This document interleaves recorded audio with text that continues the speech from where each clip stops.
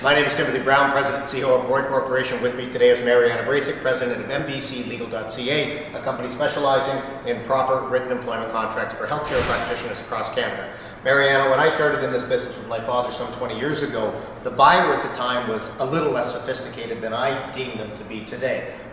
Today, the buyer is very concerned and very aware of financing issues, accounting issues, legal issues, and employment and employees is one of the top concerns that these employees are bringing to our company as a business broker. Now, I'm sure you're aware of these trends. What have you seen develop in the recent history, and what would you say to today's buyers? Tim, I would completely agree with that trend.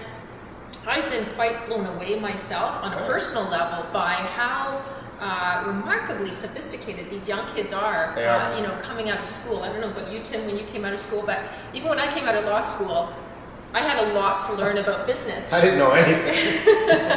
So I'm amazed that sometimes these, young doctors are calling us saying, before they've even identified a practice that they want to purchase, and they'll say, Mariana, what do I need to know about employment law?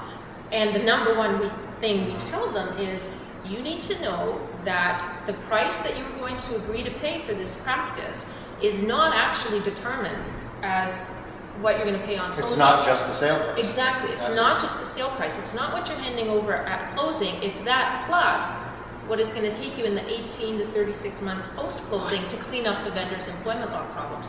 And given how generous Canadian employment law is to employees, that can very often add $100,000, $150,000, sometimes more, depending on the practice, to your purchase price. So don't do it unless you're really getting a great deal on the other side. You need to factor that into your price. Otherwise, you've got to find a way to eliminate that contingent liability, and you can do it. But it's still entirely possible, and some of those post-sale additional costs could be mitigated in advance should the seller put these proper contracts in place, and or the buyer might put them in place immediately on closing and prevent all of these future costs. Exactly, and that's really what we're talking about. What we're trying to educate people about is the dramatic opportunities the law does give them to eliminate those contingent liabilities, but you've got to get specialized employment law advice. I think you hit the nail right on the head there. The law does give business owners and purchasers opportunity to mitigate or eliminate or certainly reduce these costs such that it's not the drama that everybody makes it out to be on some occasions. Absolutely. I'm Timothy Brown from Roy Corporation, Mariana Bracic from MBC Legal.ca. Thanks for watching.